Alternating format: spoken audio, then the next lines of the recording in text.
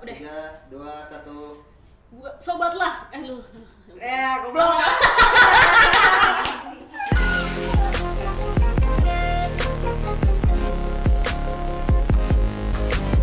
Oke guys, balik lagi bareng gue Santa sama Utari di Lah Podcast. Dan kali ini kita bakalan bahas gimana sih dampak pandemi di dunia perfilman, ya nggak sih Teh? Iya, bener banget. Selain dampaknya juga, nanti juga kita bakalan nge-review ada beberapa film terbaru yang bakalan rilis tahun 2021 ini di bioskop-bioskop kesayangan kalian. Iya, jadi pantengin terus di Lah Podcast. Jangan lupa juga klik tombol lonceng dan juga subscribe ya guys. Semua orang pasti tahu lah ya, dan mungkin ngalamin yang namanya dampak pandemi COVID-19 ini. Adanya pandemi ini juga berimbas hampir ke semua sektor, termasuk juga industri kreatif nih. Perfilman juga di dunia. Bioskop-bioskop juga tutup loh selama pandemi ini. Film-film batal tayang, dan semua proses produksi film, misalnya kayak syuting itu juga harus diundur. Dan dampak COVID terhadap industri perfilman ini nggak boleh juga kita pandang sebagai sebelah mata. Karena sebenarnya banyak banget pihak yang bergantung sama industri ini. Bener banget. Nah, kalau misalkan pas tahun 2019 itu rata-rata produksi film Indonesia sekitar 140 judul per tahun dan meraup pendapatan kurang dari sekitar 2 triliun lah kalau misalkan dihitung-hitung ya untuk tahun 2019. Sayangnya karena ada pandemi, kurang lebih ada 30 film yang produksinya harus ditahan. Apalagi semenjak Organisasi Kesehatan Dunia, WHO itu menetapkan kalau penyebaran virus corona ini sebagai pandemi. Jadi seluruh kegiatan perfilman di berbagai belahan dunia juga harus ditunda. Iya juga sih, dan juga dampaknya juga ini berasa di gelaran festival perfilman. Festival film ini terpaksa harus ditunda, bahkan sampai juga ada yang dibatalin loh. Nah, salah satu festival film prestisius Dunia Cannes Film Festival, mereka juga terpaksa harus menunda festival akibat pandemi COVID-19. Di wilayah pertama kemunculan virus ini, di Tiongkok, sejumlah festival film ini juga ditunda, kayak Beijing International Film Festival dan Hong Kong International Film Festival. Di wilayah lainnya ada di Texas South by Southwest yang dikenal sebagai festival musik, teknologi, dan film juga pun harus ditunda. Tapi ada juga yang tetap nyelenggarain festival. Cuma mereka harus modifikasi nih. Jadi yang terpenting itu semua penyelenggara festival harus wajib patuhin protokol kesehatan. Tapi ada juga yang tetap nyelenggarain dengan melakukan modifikasi. Jadi yang terpenting, semua penyelenggaraan festival itu wajib matuhin protokol dan menjadikan isu kesehatan sebagai prioritas utama. Karena adanya pandemi, otomatis semua kegiatan harus melalui virtual dong ya. Nah, dampaknya sendiri, gara-gara perpindahan festival ke platform digital ini, festivalnya jadi nggak kelihatan mewah gitu loh. Nggak kelihatan Iya megah, sih, nggak karena kayak mungkin biasanya. karena mungkin juga online gitu kali ya, nggak ada di panggung gede. Ini nggak ada, terus nggak ada prosesi kayak red carpet, bener-bener. kan? Terus kita nggak bisa jadi kayak meet and greet sama artis-artis atau sutradara terkenal lainnya. Iya, karena semuanya serba virtual. Nah, tapi kalau festival secara offline nih ya atau konvensional, kalau misalkan itu kita jadi bisa ngerasain atmosfernya. Maksudnya gimana nih? Pasti ngerasa, lu pasti kalau misalkan ikut acara konser festival itu lebih enak yang langsung dong. Oh iyalah, jelas. Ya kan? Lo ngerasain atmosfernya, kayak vibes-nya itu beda sendiri gitu. Nah, ini juga berdampak kayak festival di film. Kalau misalkan secara online itu nggak bakalan dapet namanya kayak atmosfer. Iya, kita kurang masuk ke dalam filmnya itu, jadi kurang ngerasain benar. Nah, iya. Terus gimana lagi? Nah, di balik dampak pandemi ini pasti juga ada bakal sisi untungnya juga nih. Nggak cuman kayak tadinya doang nih, kita nggak harus kayak iya sih emang kalau kita di online tuh kurang dapat, tapi juga ada sisi keuntungannya yang didapat dari film secara online. Kenapa tuh emangnya? Misalnya kita bisa lihat dari sisi penyelenggaranya itu jadi nggak ribet dan juga dapat meminimalisir tim yang ada gitu. Dan juga harga tiketnya jauh lebih murah pastinya, dan dari sisi pembiayaan juga lebih murah karena nggak perlu ngeluarin budget buat ngundang tamu dari luar, dan juga akomodasinya juga pasti nggak pakai juga. Dan perlu diingat juga pastinya bakalan ada tuh yang namanya resiko kayak ngejamin orang yang nonton tuh nggak mendownload film yang ditonton karena mungkin itu bisa terjadi copyright ya kan. Tapi nggak cuma gelaran festival, bisnis bioskop di berbagai belahan dunia juga ikut terpukul.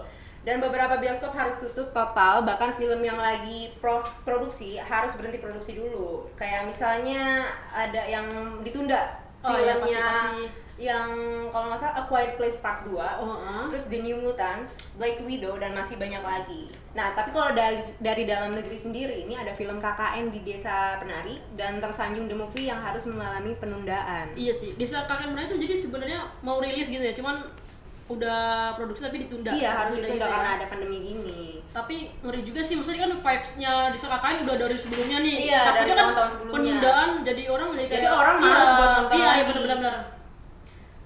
Dan kalau menurut gue pribadi ya, untuk dampaknya sendiri, yang paling dirasakan itu ke bioskop. Kenapa bioskop? Itu karena berdampak di model eksibisi atau pertunjukannya yang konvensional. Karena kan bioskop itu harus mengundang kerumunan. Ini bertentangan sama Protokol ya? protokol kesehatan.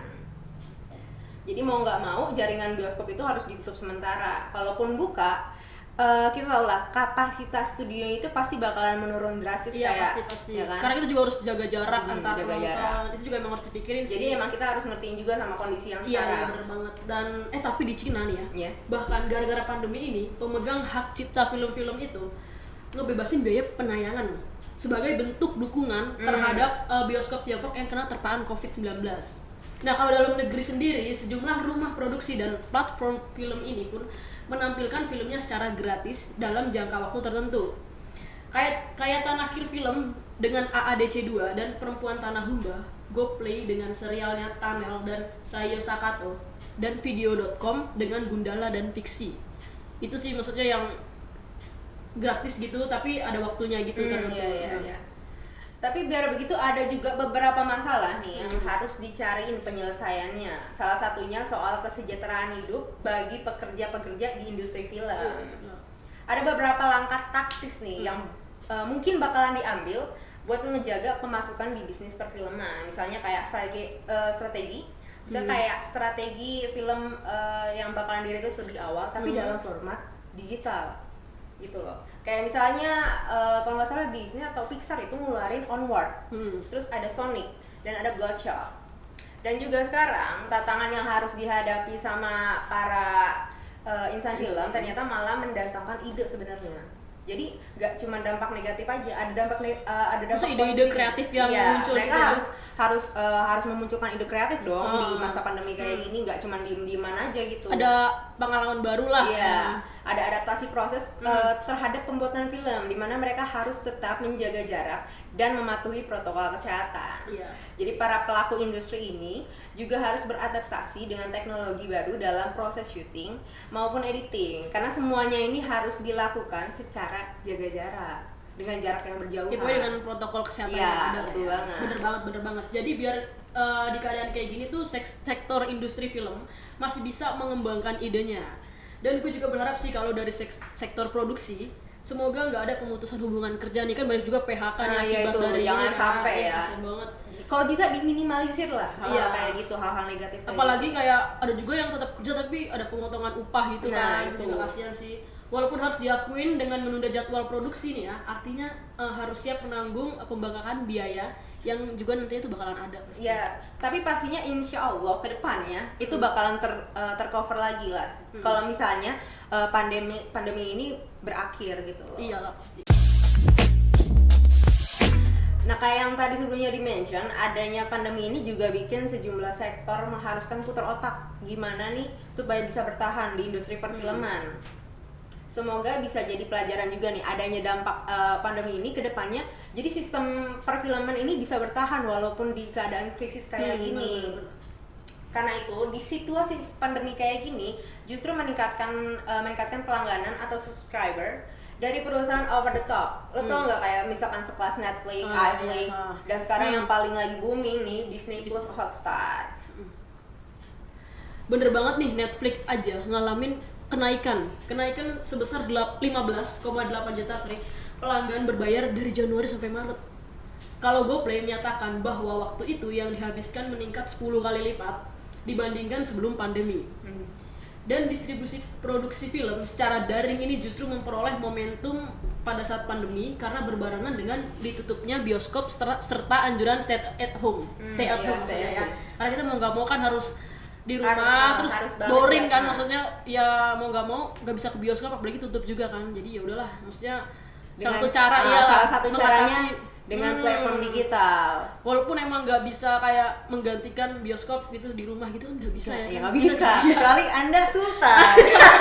Mohon maaf, kita kan rakyat biasa. Yoi.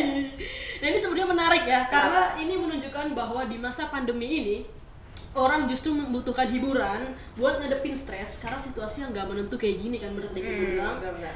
Hal ini bisa menjadi new normal bagi industri pasca pandemi COVID-19. Ya. Pandemi virus COVID ini juga bisa berdampak positif Pastinya. bagi industri. Salah satunya pandemi ini ngebuat masyarakat kayak tadi terbiasa menonton secara online, yaitu melalui layanan video on demand. Gitu Jadi sih. jangan menilai corona itu cuman dampak negatifnya doang. Iya, Tapi sebenarnya ada juga dampak positif dari pandemi ini. Dan itu bisa jadi kayak kebiasaan baru gitu sih, Kebiasaan kita baru pastinya. mengalami Dan perubahan yang tadi ya gue kan. mention kan sebelumnya, bener-bener. kalau misalnya gue mention tadi adanya pandemi ini bikin sektor perfilman Indonesia nih jadi semakin kreatif gitu loh. Mereka dipaksa harus kreatif. Gimana nih biar bisa muter otak? Muter gitu kan, otak muter juga otak. untuk bertahan di kondisi kayak gini sih. Iya. Sama juga buat para pekerja timnya juga kan kita harus memikirkan Iya. itu juga ya. Emang benar kalau momentum kayak gini nih bisa dimanfaatkan untuk platform digital buat ngegait pelanggan baru. Iya dong pastinya, karena ada corona orang di rumah Iya, iya. bosen bener. kan, nggak ada aktivitas atau bingung mau ngapain. Ya pasti salah satunya dengan cara ikut platform online Iya, kayak Netflix, iFlix, Kayak atau berlangganan Disney. gitu Nah, lah ya. Iya, bener. berlangganan. Kalian juga misalkan pasti kalian kalau misalnya bosan paling buka YouTube, istilahnya benar-benar menggunakan platform digital. Iya, semuanya serba digital lah ya kalau Nah. emang harus stay at home. Tapi pelaku usaha di industri film juga harus menyesuaikan produknya. Jadi jangan asal ngeproduksiin tapi lu nggak ngelihat pasaran. Oh iya bener. Lo harus ngelihat pasar kayak gimana nih pasar yang sekarang. Karena kan ini udah mulai berubah ya akibat adanya pandemi. Jadi pasar tuh pasti ikutan berubah. Nah, gua rasa para pembuat atau para sineas ini apa yang sineas? Konsumen.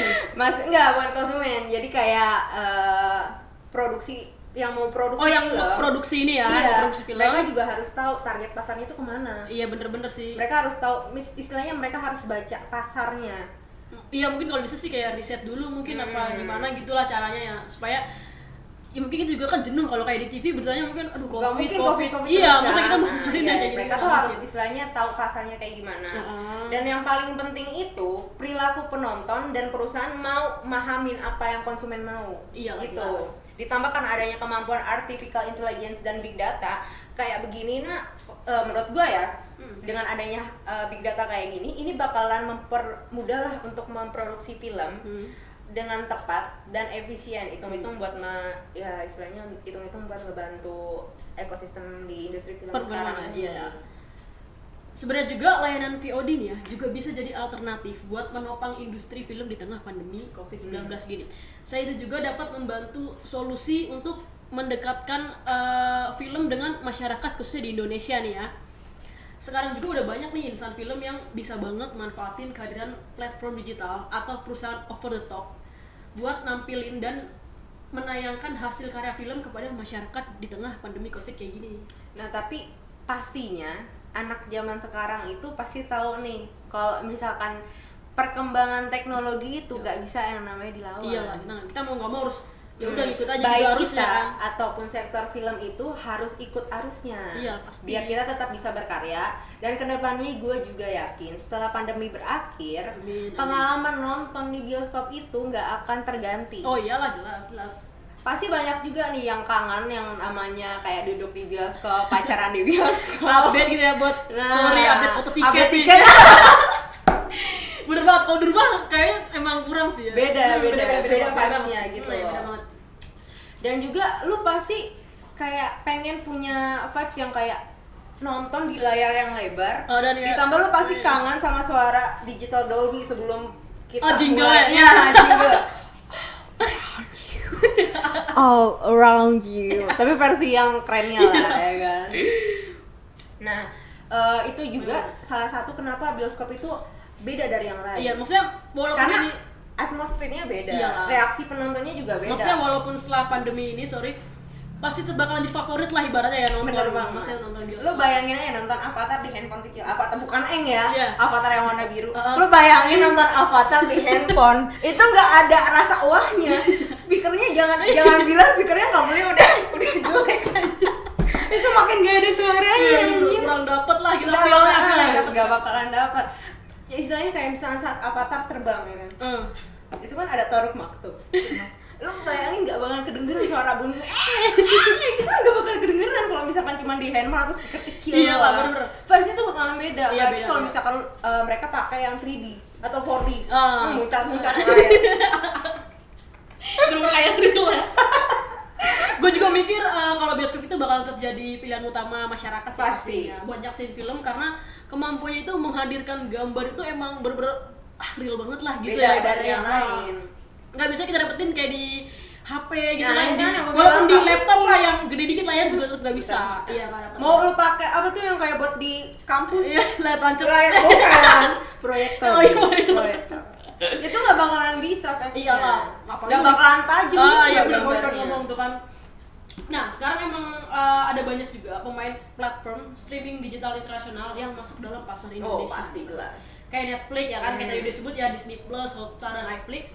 Pemain lokal juga marak kayak GoPlay atau klikfilm.dan video.com. Oh. Tapi untuk pemasukan dari platform digital film lain, termasuk platform digital dan penayangan di televisi, itu nggak bisa menggantikan pemasukan dari bioskop. Oh, tentu gitu. saja tidak bisa, Bu. Benar-benar nggak bisa karena platform streaming digital itu sifatnya ya komplementer gitu kan, dan nggak bisa menggantikan dalam konteks pemasukan dari distribusi film melalui bioskop. Nah, dan tontonan melalui bioskop dan handphone itu ngalamin perubahan yang sangat signifikan. Pasti. Tapi tetap menurut gua pribadi ya, tontonan yang memiliki syarat terbaik adalah bioskop. Karena memiliki fokus, ruang lebar dan suara yang masih baik itu ya di bioskop. Iya, jelas. Udah Udah nggak kayak bakalan nemu di rajanya gitu lah. udah beda. Jadi kalau misalkan pandemi ini berakhir, terus orang-orang orang mikirnya mungkin udah ada platform digital, Iya, udah terbiasa ada gitu lah ya. handphone, ada laptop, udah istilahnya pakai internet semua. Bener-bener. Semua tuh musatin ke kayak Netflix, iFlix kayak gitu-gitu. Padahal mah enggak, tetap aja vibes-nya itu bakalan beda. Iya bener-bener. Tapi nih ya, sekali lagi, bukan berarti kehadiran platform digital ini nggak menarik lagi nantinya setelah Omi lo ketawain gue yang platform kan? Tadi lo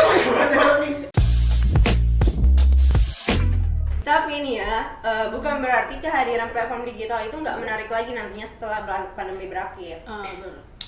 Jadi kalaupun pandemi ini berakhir, penggunaan VOD ini belum tentu menurun. Malah sebenarnya masyarakat bisa jadi terbiasa nonton lewat VOD dan lebih mengandalkan platform tersebut. Apalagi film Indonesia itu bersaing banget ya sama Iya. film asing. Untuk bisa masuk ke bioskop itu persaingannya ketat banget. Nah makanya adanya platform VOD ini bisa menjadi wadah kreasi bagi para pelaku industri film dan mengoptimalkan potensi sineas berbakat nasional. Nah, platform digital tuh kayak Netflix Iya, tadi. dan yang lainnya itu tetap istilahnya tak Bertahan gitu ya. Si goblok. Kebiasaan. nggak maaf. Jadi platform digital kayak Netflix ini dan yang lainnya bakalan tetap bisa bertahan walaupun udah nggak pandemi lagi gitu. Walaupun nanti bioskop udah aktif lagi gitu. Iya, loh. iya. Karena kenapa kayak gitu? Karena mereka juga menjanjikan pengalaman yang berbeda ke penonton, dimana lu pada nih kalian semua bisa nyaksiin seluruh film yang lu mau kapanpun dimanapun dengan layar yang ya walaupun layarnya kecil di handphone yang bisa dijinjing-jinjing di laptop, it's okay, nggak Iya. masalah. Karena selain itu juga dengan adanya platform digital ini bisa menjangkau ke seluruh wilayah Indonesia yang orang yang tadinya yang mungkin di daerah Belum ada bioskop sana gitu ya? ada bioskop, tapi Oh. mungkin jaraknya jauh banget. Iya, ya kan? Gak mungkin kan kayak ngabisin waktu berjam-jam cuma buat nyampe bioskop. Nah, salah satunya kalian juga bisa kalian bisa yang namanya menggunakan ulang deh kayaknya tadi nggak enak ya. Iya dah. Pokoknya nanti Om bakalan tahu kok ngetak di bagian mana. Jadi bisa menjangkau seluruh wilayah Indonesia yang mungkin tadinya orang jauh datang daripada jauh-jauh gitu kan datang ke bioskop, mending sekarang pakai platform digital kayak langganan di Netflix, iFlix atau di Disney Plus, Hotstar. Iya, jadi sebenarnya mereka tuh kayak platform digital sama bioskop bukan saingan sih, maksudnya mereka juga ada plus minusnya ya Iya, kan. ada Maksudnya, plus dan minus. kalau kita kayak emang simple mau dibawa kemana tapi maksudnya masih bisa tetap nikmatin film ya otomatis kita ke platform digital gitu kan. Balik lagi enaknya kalian tuh menonton di mana, Iya, mau benar, nonton benar, di benar. bioskop it's okay. Iya. Mau nonton di platform digital it's okay. Semuanya ya semuanya nggak ada yang gratis, itu berbayar semua. Iya benar. Nonton bioskop Sama-sama berbayar tapi ya selera masing-masing. iya balik sebenarnya. lagi ke kayak situasi kondisi kita tuh yang kayak gimana milihnya gitu kan. Nonton di bioskop itu juga selain prestige, pertarungan sesungguhnya film ya emang di situ ya kan. Kayak misalnya film Dilan nih. Oh, Dilan. Iya, sampai bisa menembus 6 juta penonton. Dah. Tapi lu nonton gak waktu itu? Enggak. Nah, sama. Enggak, sebenarnya gue nonton cuman karena ya udahlah, keren kok itu filmnya. Iya gua sih. akuin. Nah, kalau Karena sorry nih, Oke, melenceng. siap. Karena film Dilan itu nggak diotak-atik, bener-bener mirip sama novelnya. Biasanya Wah, ada, gitu lah ya. nah iya Ah. biasanya ada film yang dari novel ini biasanya Hah? malah diubah pas dijadiin film. Nah itu yang sangat beda ya, disayangkan. karena orang kebanyakan udah baca novelnya, Nah terus iya, orang difilmin. pasti bakalan ekspektasinya Iya, sesuai iya, novelnya. betul. Tapi kadang ada yang diutak-atik gitu, ditambahin bumbu-bumbu lain malah jadi jelek. Iya Ya, sebenarnya sih. silakan lanjutkan lagi. Dan juga tapi kalau belum digital nih jenis Netflix itu juga belum tentu ya kan. Di Netflix yang paling banyak ditonton di Indonesia itu adalah The Night Comes for Us. Wow. Terus? Nah yang kedua itu Love for Sale. Oh, bentar. Lapornya lu udah nonton belum? Love for Sale gue juga nggak nonton. Gue nonton. Oh, nonton. Oke, tapi kalau misalkan gue ngebahas nih, karena gue juga nggak di sini bukan spoiler ya, spoiler, Iya, iya. bukan spoiler. Jadi menurut gue sendiri, gue lebih tertarik sama yang pertama, Love for Sale yang versi Gading dibanding yang Adipati. Gak kenapa-napa, tapi emang vibes kalau misalkan Adipati, gue rasa itu lebih ke vibes kekeluargaan lah. Dia Kalau Adipati itu yang Love for Sale kedua nih. Iya, yang Oh, kedua. Dia lebih kayak si karakter ceweknya itu lebih ngegait ke versi keluarga. Nah, kalau yang versi Gadingnya itu bener-bener yang seorang pria yang istilahnya kesepian, Iya. yang sendiri terus tiba-tiba hadir seorang wanita. Wanita. Bukan karena ada adegannya kan? Oke, Nah, lanjut, Love for lanjut. Sale nih kalau dibanding sama Dilan yang tayang di bioskop ya pasti jauh lah ya kan. Jauh. Itu juga karena karakter penontonnya juga beda kan. Target Genre- pasarnya, iya, target pasarnya itu beda. Tapi kalau berbicara revenue nih, nilainya yang sekali pukul Netflix angkanya juga oke juga sebenarnya lumayan lah ya. Oh, enggak istilahnya enggak jelek. Iya, benar-benar.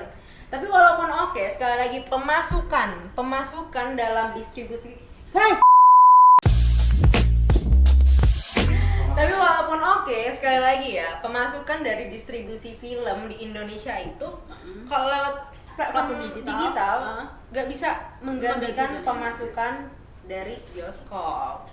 Pokoknya dalam bisnis emang nggak bisa, Nggak bisa. nggak bisa digantiin Karena lah bioskop ya. sendiri itu adalah salah satu elemen paling penting banget dalam industri perfilman.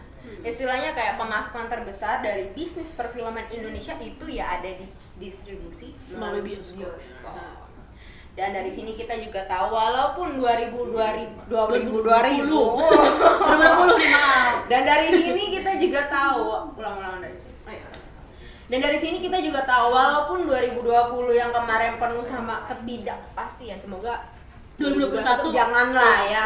Yang penting udah pasti dan Better lah ya, kita lebih pasti better. berharapnya. Jadi kita tahu kan di 2020 ini kemarin benar-benar Ya terpuruk lah.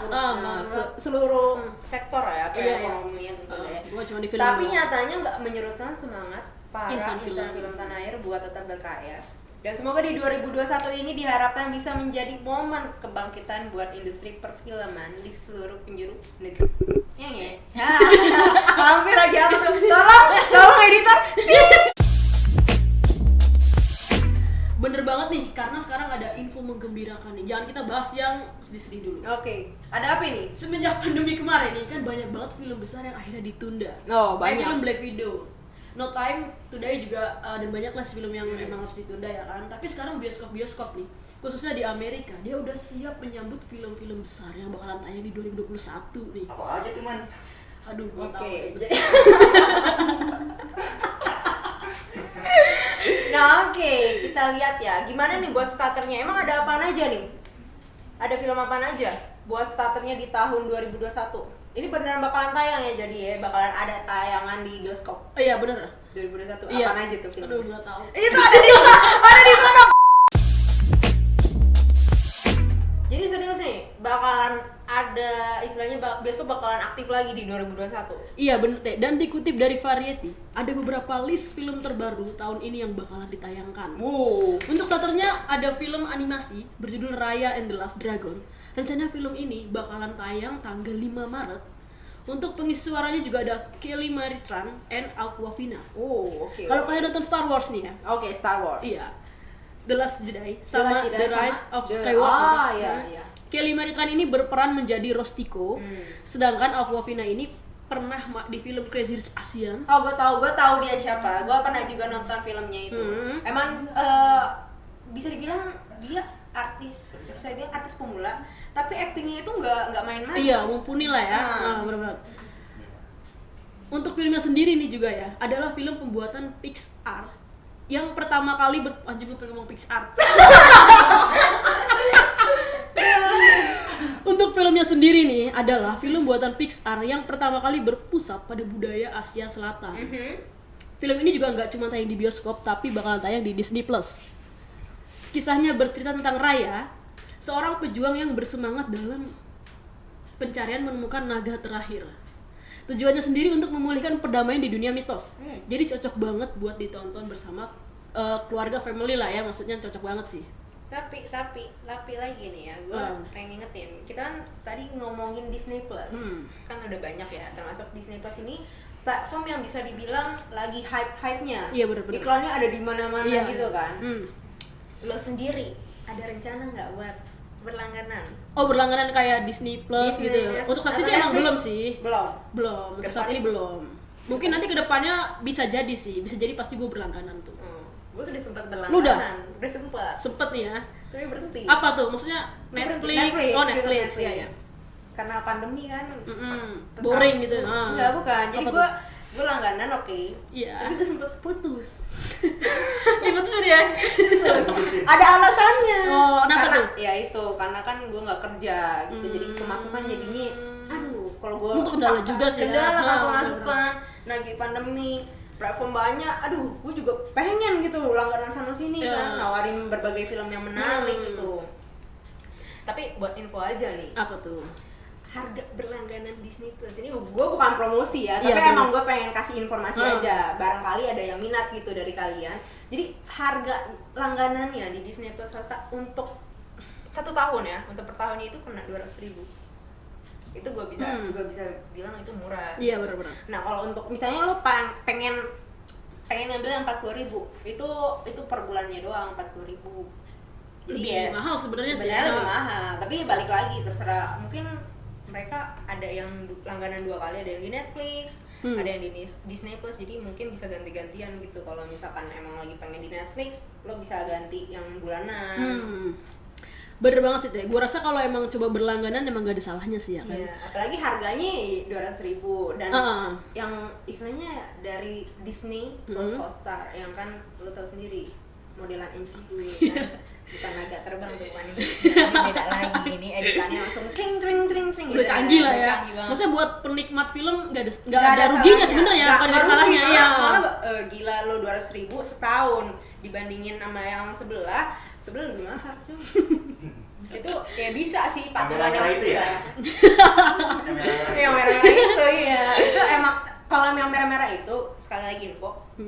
Emang ada mahal yang buat paketan, tapi yang bisa buat di PT-PT biasanya ngajakin PT-PT. Joinan Gitu. Asalkan jangan yang ngebajak ya. Jangan yang 10.000 lo beli, jangan. Bahaya soalnya. Nah ya balik lagi nih ya, lanjut lagi nih. Jadi di awal film tuh juga bakalan ada yang rilis tanggal 19 Maret. Apa tuh? Tapi sekarang perilisannya diundur ke 8 Oktober nanti. Wah, Yaitu pasti film. gara-gara pandemi lagi, Iya, udah nggak usah pasti. ditanya alasannya apa. Udah sekarang katanya alasannya apa? Pandemi. Dan ini film Morbius namanya. Morbius. Iya, ini adalah film penjahat super yang akan memperkenalkan Dr. Michael Morbius, seorang anti-hero Spider-Man klasik yang Spider-Man. menjadi vampir saat mencoba menyembuhkan dirinya dari penyakit darah langka. Dari yang dipercaya buat jadi bintang film ini adalah Jared Leto, tahu kan? Gila.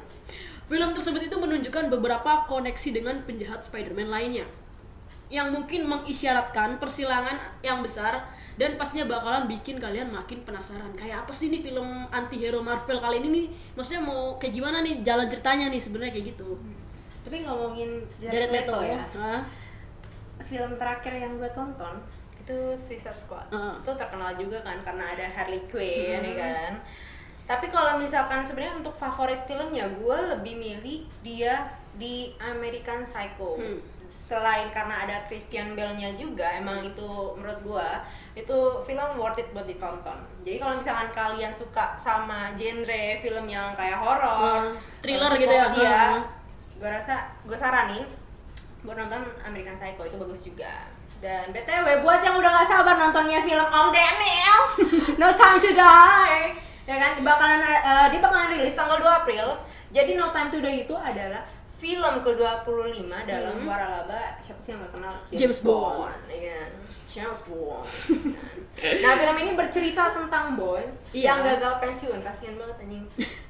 Mau pensiun terus gagal. Karena kenapa? Lagi-lagi teman lama, emang teman datang kalau lagi butuh doang, gitu kan. Jadi teman lamanya ini si Felix Leiter yang diperankan oleh Jeffrey Wright datang mencari bantuan. Gue bilang apa kan? Datang Kalau yang butuh bantuan.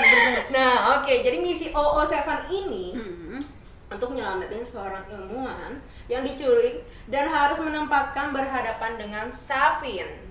Nah, Safin ini diperanin sama Rami Malek, penjahat bertopeng misterius yang dipersenjatai dengan teknologi berbahaya. Ya kan, jadi kalian tuh udah pasti wajib banget nonton ya gak? Iya, kalau ini udah pasti wajib ditonton. Karena Kenapa? film ini juga bakalan jadi film terakhir bro. Film terakhirnya Om Daniel sebagai mata-mata ikonik. Selanjutnya juga datang dari Marvel nih. Marvel lagi, oke. Ya, yaitu Black Widow yang rasanya bakalan rilis tanggal 7 Mei. Finally, Scarlett Johansson mendapatkan film Black Widow yang berdiri sendiri. Film yang ditunggu-tunggu ini juga dibintangi oleh David Harbour, Florence Pugh, and Ote Vergullet. Apa itu?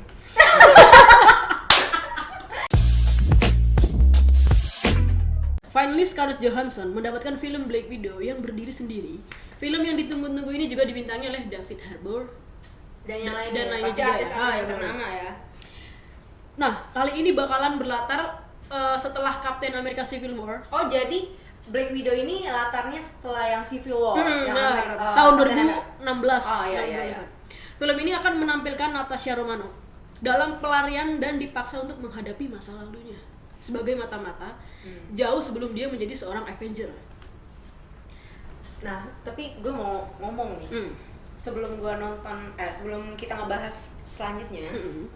Jadi pengalaman gue nonton film ini, gue nggak tahu ya, lu pada ngerasa atau emang cuman gue doang. Ini per tahun berapa nih? 2018. 2000 kayaknya 2018 ya. Iya, 2018. Film pertamanya. Oh iya, pertamanya Jadi rilis. jadi pas gue nonton nih, bener-bener ya di bioskop. Orang biasanya kalau nonton film horor yang menegangkan teriak kan kayak oh my god. Iya, histeris lah ya. Histeris. Ini gara-gara filmnya, gara-gara pemainnya, gue bener-bener kayak gini. Hah? Gue bisa teriak.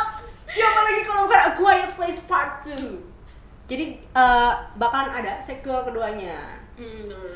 Nah, ini bakalan rilis kalau nggak salah tanggal 23 April sih. Semoga kalau nggak diundur ya. Iya. Kalau nggak ada masalah lagi. Mereka bakalan rilis tanggal 23 April. Masih dengan keluarga yang sama. Jadi keluarga yang sama ini ulang. Masih dengan keluarga yang sama dan diperankan oleh Emily Blunt. Yang udah nonton film pertamanya pasti tahu sepanjang film ini lebih banyak diemnya, tapi diemnya juga ada alasan. Jadi emang mereka tolong ya editor dia. Jadi yang udah nonton film pertamanya pasti udah tahu kalau misalnya sepanjang film ini mereka bakalan banyak diemnya atau jarang banget ada obrolan. Tapi bukan karena nggak ada alasan, emang harus buat menghindar monster yang peka banget sama suara.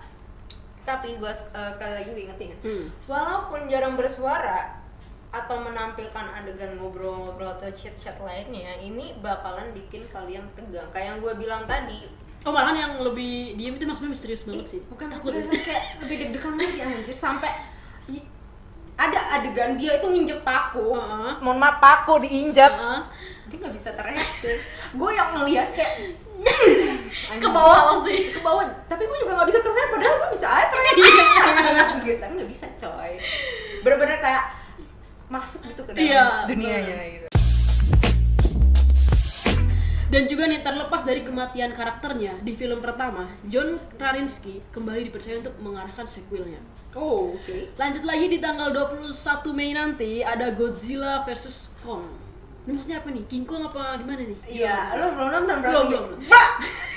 Oke, gue udah nonton. Oke, lanjutin dulu. Film ini memang diatur buat debut di HBO Max dan di bioskop. HBO. Hah? HBO Oh, HBO. Tapi tadi dia ngomong apa? HBO. Lanjut lagi nih di tanggal 21 Mei nanti ada Godzilla vs Kong. Oke. Film ini emang diatur buat debut di HBO Max dan di bioskop. Sequel crossover dari Godzilla King of the Monster dan Kong Skull Island akan memperlihatkan monster ikonik bertanding dalam pertempuran epik selama berabad-abad. Oke. Sementara umat manusia ini berharap untuk menghilangkan keduanya guna mendapatkan kembali bumi. Oke, sebelumnya lo udah nonton? Belum, Oke. maaf lagi. Ini menurut gue pribadi filmnya ini gak receh-receh banget. Jadi istilahnya untuk kategori menghibur, untuk kategori menghibur ini bisa menjadi satu tontonan yang Oke, ulang. Tapi belibet. Ini tunggu nggak? Ini kan filmnya 21 Mei nanti. Mesti gimana lu udah nonton gimana teh? Aduh, mohon maaf. Jadi gini.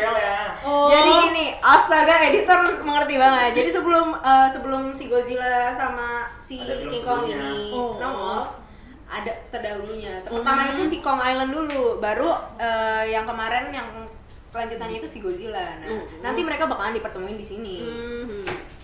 Gue nonton film tersebut merasa terhibur banget karena gue juga nggak berekspektasi tentang plot twist ya dari kedua film tersebut. Justru untuk film Godzilla gue cukup terpikat sama perannya Millie Bobby Brown. Kalau lo tau Millie Bobby Brown, dia itu peranin karakter di Stranger Things, ya kan?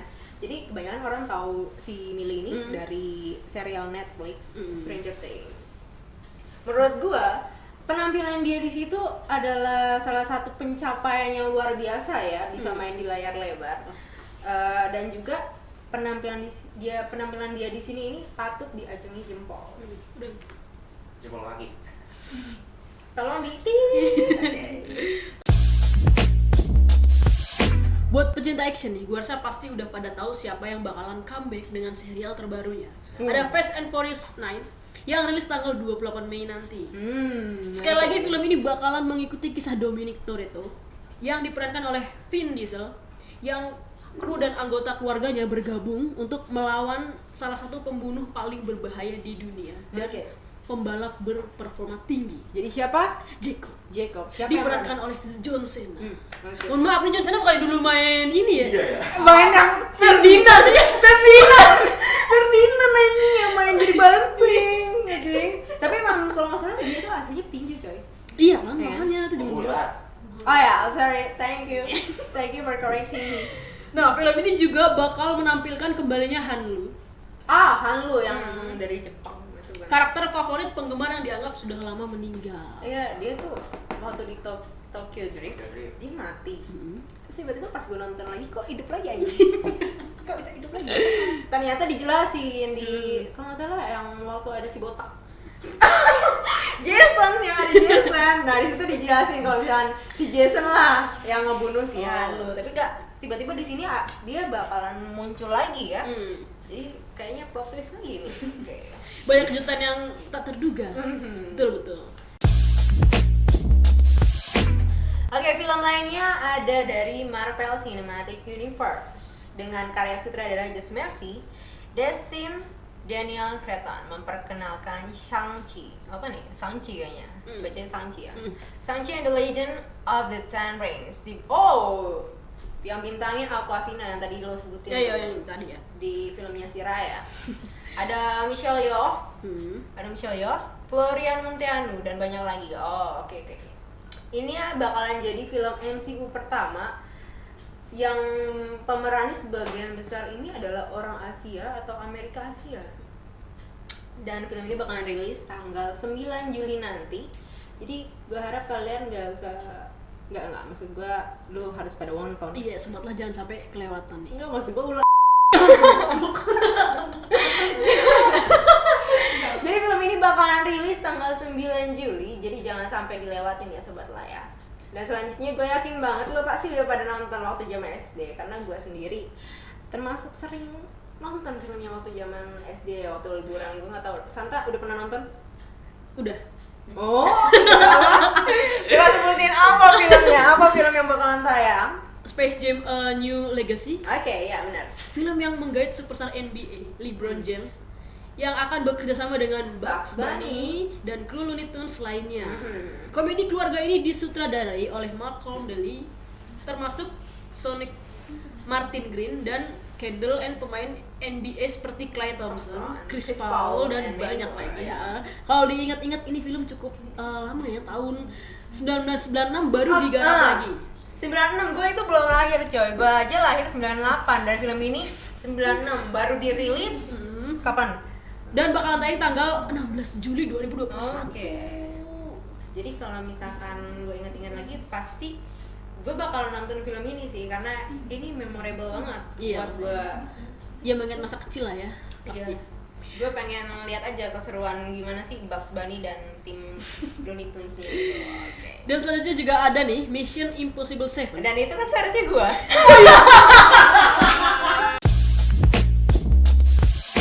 Dan selanjutnya ada Mission Impossible 7 yang bakalan hadir pada tanggal 4 November. Tom Cruise kembali lagi menyelamatkan dunia sebagai Ethan Hunt di film aksi terbaru Mission Impossible. Kalau tadi kita ngebahas penjahatnya, sekarang gue bakalan ngebahas tentang superhero-nya yang muncul. Jadi Spider-Man 3, Spider-Man 3 itu bakalan tayang tanggal 17 Desember dan film ini masih dipimpin oleh Tom Holland. Film ini sudah membuat penggemar heboh dengan rumor katanya bakalan ada lagi penjahat-penjahat yang lama dari film-film sebelumnya. Kayak misalnya kalau lo nonton ada Dr. Octopus, Alfred Molina dari Spider-Man 2. Ini dibintangin pada eranya Tobey. Jadi yang masih jadul banget tuh, Spider-Man yang pertama kali ya kan, yang garapan Sony.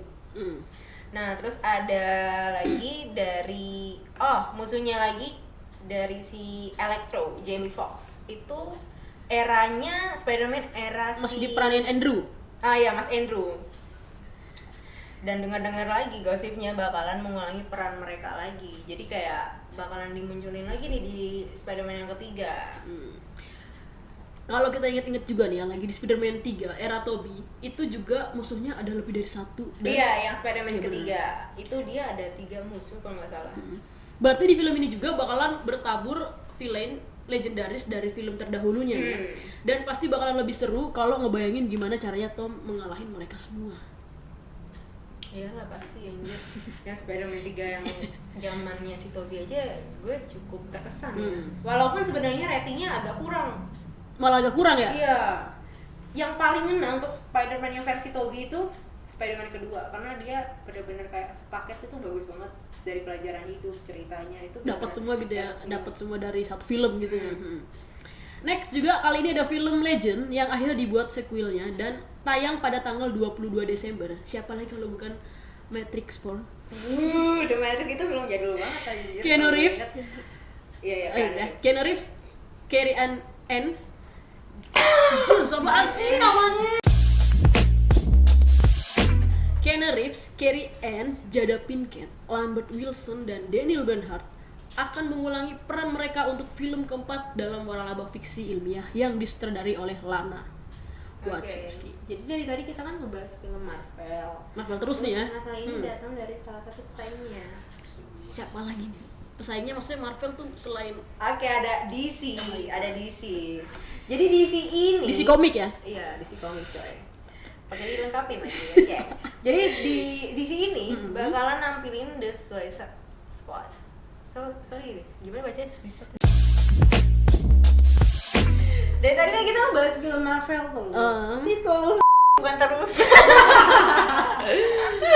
Dari tadi kan kita ngebahas film Marvel terus nih. Nah, kali ini datang dari salah satu pesaingnya. Ada DC Comics. Dia bakalan ngeluarin sequelnya The Suicide Squad yang katanya hadir pada tanggal 6 Agustus. Disutradarai oleh James Gunn dan tayang perdana di HBO Max dan di bioskop. Sequel mandiri Suicide Squad mengikuti akar buku komik Harley Quinn dan geng penjahat supernya.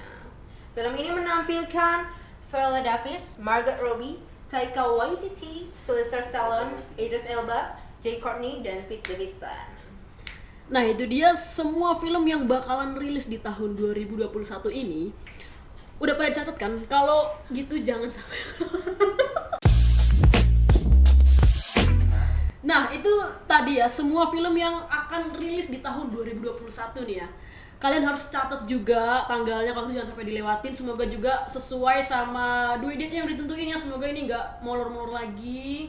Semoga makin membaik ya Iya, keadaannya, pandemi dan pandemi ini, ini semakin berkurang atau mungkin bisa berakhir dengan cepat. Iya, lumayan juga kan buat menghibur kalian di hari weekend. Aku Ya juga kan? kangen bioskopan gitu loh. Iya bener. Nggak terasa banget nih, Toto udah di akhir dari siaran kita yang pastinya siaran yang udah menambah wawasan dan informasi untuk sobat lah ya kan pastinya. Jadi jangan lupa dengerin terus La Podcast pastinya bareng gue Utari dan gua Santa. sampai ketemu di pembahasan berikutnya. Oke, dadah Dadah. sobat lah. Shit.